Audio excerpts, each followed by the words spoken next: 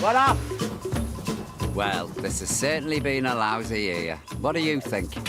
My sentiments entirely. We've all been staying as close to home as possible. So I've been having a mooch around my own patch of beautiful Britain. There we go. Just magnificent. No, not my Birkenhead. No man, them rabbits. Good boy. But beautiful Kent. Oh my God, she's huge. I've discovered all manner of things. Now I cook on the gas. The weird and the wonderful. It's like something out of Day of the Triffids. The enchanting. I think I've just encountered a couple of narky ones. Go on, off it. And then there's my family's murky past. We've got murderers in our family. Why am I not surprised? So I'd like to take you on a little tour of my home turf. Don't get decapitated. This one's for the love of Kent. Ah! Now that is better than sex.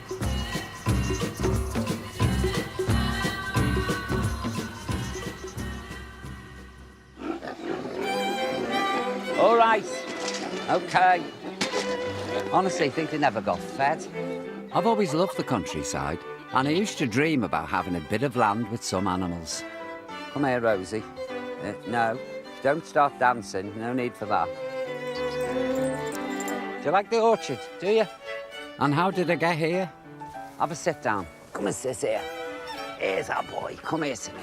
Well, I was born in a quaint little hamlet called Tranmere, which is in Birkenhead. And then when I grew up, I emigrated down south. And I had quite a good fling in London for a number of years. And when you work in the theatre, there's quite a good social life. And you find yourself in a club 4 o'clock in the morning. And so... But I got tired of that lifestyle. And then all of a sudden, I found myself down here in Kent. And I've been here now for over 20 happy years. I love the place. If you ever watch the telly, it's always Devon and Cornwall or the wild moors of Yorkshire. I think it's about time Kent was given a fair hearing, you know? Their beauty has been slightly tarnished lately because all you hear about Kent is lorry parks, Operation Stack on the M20. And if you're a lorry driver, I'm afraid to say, you're going to need an access permit now to get through our borders. Oh, we've got borders now. But I want to share this gorgeous place with you because there's so much lovely stuff down here. And there's a hell of a lot of things I haven't seen, you know. So go and get your Mac and I'll get myself ready and I'll show you some of the beautiful sights of this gorgeous county. Hugging the most southeastern corner of the country, Kent is the 10th biggest county in England. It's nicknamed the Garden of England, so let's go and see why. The best way to see the Kent countryside, I think, is from the air. So I'm going for a little trip on this. A nice old tiger moth. Hiya, Gavin. Hello, Paul. How you doing? Very good. Yeah. It's a little bit windy today. I know, will it be bumpy? It will be a little bit bumpy. That's all right, doesn't yeah. bother me. Yeah, that's good then. Isn't this a beauty? This is. It's an early one as well. How old is it? This is 1935. 19th, and it's still flying? It's still flying. Was this used in the war? This was used in the war. Yeah. These were used for what we call ab initio pilot training. So the pilots, it's their first aeroplane they would have flown. Well, I tell you what, my old dad would be proud if he was alive, because he was in the RAF Really? in the war. Ah, so was mine. Yeah. I see, so there we are. Yeah. So, yes. Never mentioned it. I don't know anything about it. No. I'd say to him, you know, like, typical question, what did you do in the war, Yeah. Dad? He'd go, oh, that was it. It was never mentioned. Well, Dad, I'm going to get a taste of your world now. Of the 9,000 built, this tiger moth is one of the last still flying today. Have I any special instructions? You're going to wear a parachute. And where am I jumping out? Anywhere you like. Okay, But, I'll preferably. open our house so I can let the dogs out. Yeah. So we'll go and make use of the sky. All right, cheers, Gavin. I'm like a kid here. I can't wait. Fuel is on. Switches off. Throttle closed. We're all ready. This is amazing, this how you start it like this. There we go. Full left rudder there. Warren's giving it there. That's it. There she comes. Do you remember those Airfix models? Yes. Yeah. When I must have had a Tiger Moth, because I had all sorts of planes. That'd have been a tricky one to build, actually, a Tiger Moth. Right, here we go.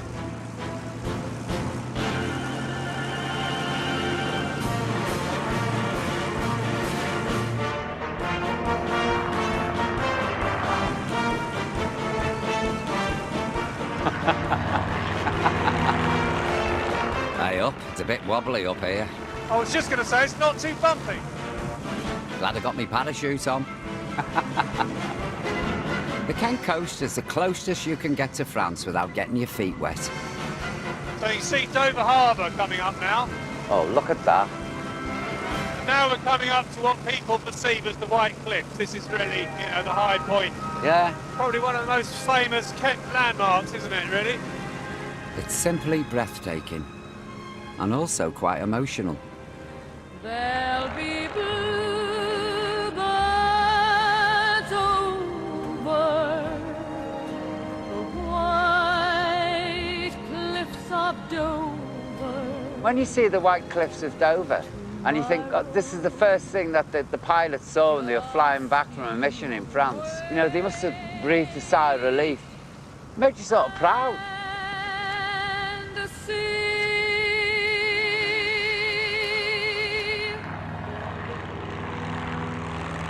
Paul, there we go. So you can actually see all round Kent now, can't you? No, you really can.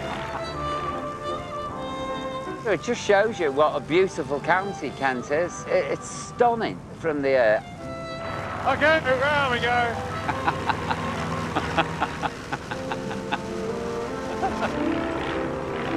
This should be on the national health for people with depression.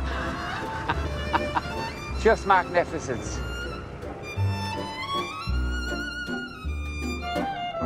Isn't Kent a picture?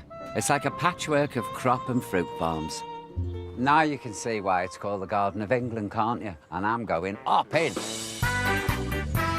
It's most famous for its hop farms. Hops produce the key ingredient that gives beer its aroma and flavour. I'm in North Kent at Castle Farm meeting William, whose family have been hopping mad since 1892. I've never seen this before. I had no idea this is what a hop looked like. Yeah, so pick one of the little hops off and just tear it open. And inside you can see some sort of yellow. Oh, yeah. Looks a bit like pollen. Yeah. Give that a good sniff. And that's what makes your beer. Who thought to make beer out of these in the first place? Who was it said? I know. Well, they've been in this country since sort of Henry VIII and so on. In the Victorian times, a lot of the wages were paid in beer, and they get 10 pints a day. But it didn't have the alcohol. So it was very watery. The pickers worked long hours, getting paid by the number of baskets they filled each day. And then they're taken into the ouse. There's roundels with a little white peak at the top, and that was where these then got dried. Do you know, I met an old lady in our local farm shop, and through the war, she was hopping, and it was the happiest days of her life. She was from Canning Town, this woman. And they all piled on a lorry. Her mother brought everything but the kitchen sink. Yeah. We had what are called hopper huts for the hop pickers, and they came and they set up and they brought their bedding and wallpapered Well, the that's tin what this sheds. old girl said. Yeah. She said they brought wallpaper and they put drawing pins on so they could take it home unmarked. Yeah. You know, a great sense of community doing this. Right, it's time I turn my hand to a bit of hop picking myself. Health and safety'd have a bloody field day if they saw me doing this. There you are. Right, yo. So, Paul, yeah, in front of you there's a wire. Don't get decapitated. Oh, OK. Yeah? All right. It's going to be fun, this. OK. Don't go mental, 60 mile an hour, OK? Take your Go on, time. cut the first one. And duck. Duck. That's it. You can go a bit faster if you like. Hold on a minute. I thought you wanted to go faster. There's one on your right. Look here, I'm losing my concentration here. I'm getting the hang of this now. Perfect.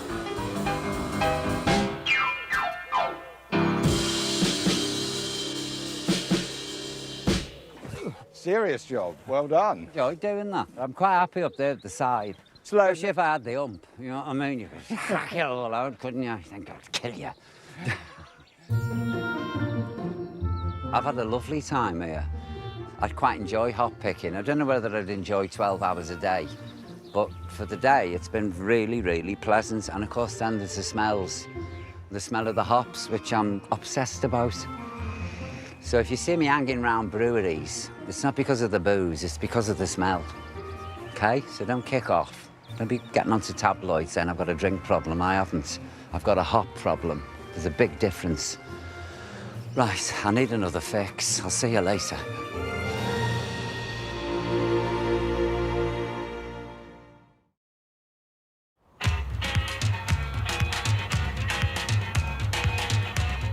Well, I've flown over Kent and I've been off picking. Not at the same time, of course, but what I need now is to hook up with a couple of birds. Oh, give over, it's not the 80s, you know what I mean? I'm talking birds of prey. They're an iconic part of the landscape, and Eagle Heights, perched on the central Kent Downs, is at the forefront of their preservation. Hiya, Johnny. Hi, Paul. How are you? Yeah, good. How are you? Very well, thanks. I'm delighted to be here because I love birds of prey. Excellent. I've got 6 barn owls. Yeah. And my first one came from Birmingham. She was living in a wardrobe because of Harry Potter. Same happened here with owls. You Yeah. know. After Harry Potter, people used to be able to buy them on the internet. Yeah. And if they find a sort of unscrupulous breeder that's willing to sell them one, Yeah. they can get it. And then they were kept in parrot cages, I know. which isn't right. No, I got many and then I got a male. And of course, you know, nature happened and I ended up with 6 barn owls. Right. Yeah. They were acting like hammer and tongs. I'm shouting, leave it alone! That leave is it alone! one of the problems with owls. For some reason, they like to breed, you know. God, like you're telling me. It was like I was running an orgy for owls, is Yeah. that, you know. But I digress. I'm hoping to meet Thelma, a barn owl abandoned as a chick. Johnny's mimicking the sound of her mother to entice her over. Here she comes. Here she Right, comes. Keep your arm out, Paul. Oh, we are. Excuse me, Thelma. I know you can't resist his raw animal magnetism, but you're supposed to be over here. Come on. There's a good girl. What are you doing over there, eh? Are you showing off? And they're endangered now, aren't they? Yeah, they've suffered so much habitat loss. Obviously lovely, wild, long grassy meadow areas that they can hunt shrews and voles. Look at you, eh? What are you after? She needs to be weighed every day, make sure she's nice and healthy. So I'm just going to turn the scales on, Yeah. and then all I want you to do is just point her down to the perch. Go on. And she should just hop on there. Come on you go. Good girl. She's 11 and... That's an pretty 8. good, Paul, Yeah. 11 and an 8. So Hey, she's sweetie. probably about 11 ounces. So that means her That's a weight good today, girl. she's not too fat, she's not too hungry. And all she's doing is she's talking to you like a baby barn owl because she's looking at you like mum or dad, begging for food. Got plenty to say for yourself. Where's she going now? She's going back home. Oh, is she? See you later. Well, Thelma and I seem to hit it off, but the showstopper here is something much bigger. Oh my God, she's huge. Johnny wants me to try and fly Sky, the white-tailed sea eagle. This probably is where I get taken off now.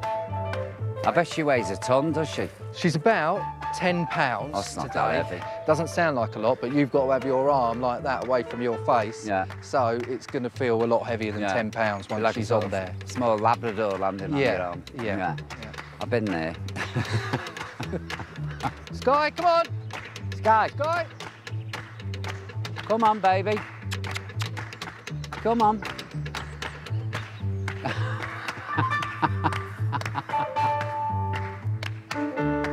She's gone. Sea eagles are the UK's largest bird of prey with a wingspan of 8 feet, meaning that they're very good at flying away. She's camera shy. She is camera shy today. Right then, if she won't come to me, I'll go to her. Sky. Got a prima donna eagle here. Come on, Sky. Here's a good girl. Come on then. No, I'm not feeding it yet. You got to come and land. Go suit yourself. Oh, Sky. What's your problem? Hey, don't you want to sit in my hand? Look, you'd love it. You'd be on the telly. You don't fancy that? We could have been friends. We really could. Suit yourself. Still, Sky, it's been an absolute pleasure. She's been a bit Greta Garbo today. I want to be alone. You know, she's a bit more of a prima donna. She's not playing. It shows you, you know, what animals are like. They're not going to do things you want them to do if they don't want to do it, and that's that. You're just too good to be true. But that's all right. I don't mind a woman who knows her own mind. And one of the county's most famous was Anne Boleyn, who grew up here at nearby Hever Castle. God, it's lovely. Brimming with 14th century charm and the oldest working portcullis in England, it's definitely fit for a queen. I've never been here before. It's such a pretty castle. It's lovely, really lovely. I wonder if they want to sell it. Maybe curator Owen Emerson will know if I can get a mortgage on a castle. Do you know what I love about the castle? It's small. I could live in that. I could manage that. I could throw the Hoover around in there. You know, it wouldn't bother me. When was it first built? So it was built in 1383 by a gentleman called John de Cobham, and he was a tax collector. And Now, Kent's known as the Garden of England. Is it true that's because of Henry VIII? that's right, yeah, we believe that Henry was eating some cherries in Flanders and ordered the stones be planted in his Garden of England in Kent. So it's because of Henry that Kent was smothered in cherry trees. Now, we all know Henry had a voracious appetite for both his food and his women, and it wasn't long before he became infatuated with one of Queen Catherine's young ladies in waiting, a certain Anne Boleyn. This is where Henry courted her. Because she wouldn't sleep with him, would she? No, 7 years. She drove him wild with lust. Absolutely, yes. The heaving bosom and all this business. Just a glimpse, and that's all you're getting, mate. Absolutely. Because I saw the painting of him in the hall, and I thought, oh my God, it's not flattering. No, he wasn't that easy on the eye when he met Anne. Easy on the eye, you'd want cash up front, let alone a castle. Determined to marry Anne, he simply dumped the Church of Rome and got rid of Catherine in what was England's first ever divorce before marrying a pregnant Anne in 1533. She was in an impossible situation. The King of England needed an heir. He couldn't get one by his first wife, and he saw the opportunity with Anne. The way he treated his women, Henry VIII, was appalling.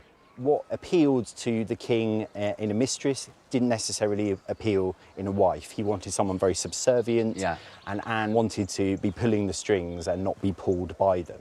I admire Anne Boleyn because she was clever. Very much so. And I think that was her downfall. I think she was too smart for a lot of the men. Because she was accused of everything. She was a witch. Indeed. She was an adulterer. They called her, much so. excuse me on camera saying this, a goggle-eyed whore or something. That's exactly it. I mean, the poor girl, she was only young. Another one bites the dust. Anne said to haunt the gardens here. And just like her fellow Tudors, there's nothing I appreciate more than a clipped bush. Neil. Good afternoon to you. Neil, the head gardener. Tell you what, you've done a fabulous job with these gardens. Do you know what I love, Neil? All the topiary that's dotted about, because there's all sorts of bizarre things. There's everything from a pig to a butterfly. Fancy kind of giving it a go? I trust you. Are you sure? I'm sure, my friend. Yeah. I think we should we give it a whirl, OK? Come on, then. All right, then. Right. Here we go. This is your challenge this afternoon, Paul. Oh, God, isn't Have this a look lovely? at this. This is a Tudor chess set. You're going to give us a makeover, Paul. Oh, God, you that's can't go wrong. a big mistake. Once I've finished, your king might be a queen, if you know what I mean. But I can see these little bits here. And we kind of cut these just once a year. If you look sideways like this, you can see all the little bits that stick out and just trim them down nicely. You're out of order, mate. That's right. And so are you, and you. I'm not going over what you've just done, Paul. You are, aren't you? You're checking my work. I feel like an apprentice hairdresser here for Nicky Clark or somebody. And I think I've done a good job on that one. Have a look. What do you think, Neil? Look, it's nice and tidy. Anne Boleyn would be proud of me. She would be, She would. Yeah, not bad, O'Grady. In fact, Neil's lined me up for another job. Do follow me. As you can see, a lot of work needs doing here. God, you're telling me. This is bad, isn't it? Look at it. It's a bit overgrown. It hasn't been cut for about a year, so... Oh, well, it needs it. I better get busy, haven't I? There's over 1,000 overgrown yews to trim in this maze. Looks like I'm going to be here for a while.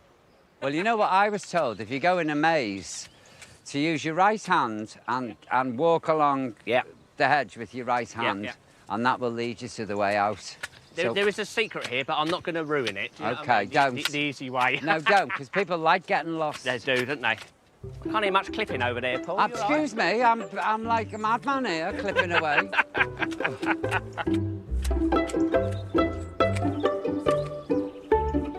Getting addicted to this. I've been here before. Now I'm completely lost. I thought I had it all sussed, you know. What's down here? Oh, God. Hello? Anyone there? Help! Oh, God, I've had it. Well, I may have had it, but I can't think of anywhere I'd rather get lost in than here, in the heart of the Garden of England. Get rid of that. At least I'm working while I'm lost. But if you are watching this, I don't know how long I'm going to be in this maze. Could you send food parcels, please? Thank you. Care of Hever Castle. Thanks very much. Hopefully I'll get it. What's round here now? Hello? Help me. I'm starving. Anyone there? No? I'm on again, naturally.